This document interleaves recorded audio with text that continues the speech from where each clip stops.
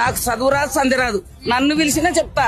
కాళేశ్వరంలో కుంభకోణం అయిందని పిలుచుకున్నావు కదా, అదే కాళేశ్వరం కోటేశ్వరుడు లాగా తెచ్చి ఓ 2, 3, 10 కోట్లు తెచ్చి ఓ కాళేశ్వరం కట్టు, ఇంకోటి కట్టు.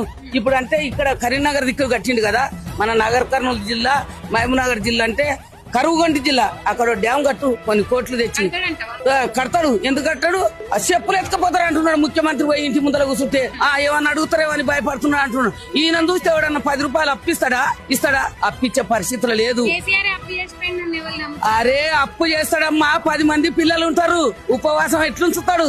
ఉపవాసం ఉంచాడు. 10 మంది పిల్లల గురించి ఓ సాగుకర్తానికి పోయి 10 రూపాయలు అప్పు తెస్తాడు, పిల్లలను అందరినీ బతికించుకుంటాడు. అట్లా బతికించిండు కేసీఆర్. తెలంగాణ ప్రజలను ఉపవాసం ఉంచలే, రైతు బంధు లేకుండా ఇయ్యలే, కళ్యాణ లక్ష్మి లేకుండా లేదు, ఎస్సీ బంధు లేకుండా లేదు, రైతు బంధు అన్ని బంధులు ఇచ్చిండు. ఎవడన్నా చస్తున్నాడంటే ఓ చెక్కు రాసి ఇచ్చిండు, ఒకటి దవాఖానలు ఉన్నాడంటే ఓ చెక్కు రాసి ఇచ్చిండు, ఓ ఫోన్ కొట్టిండు.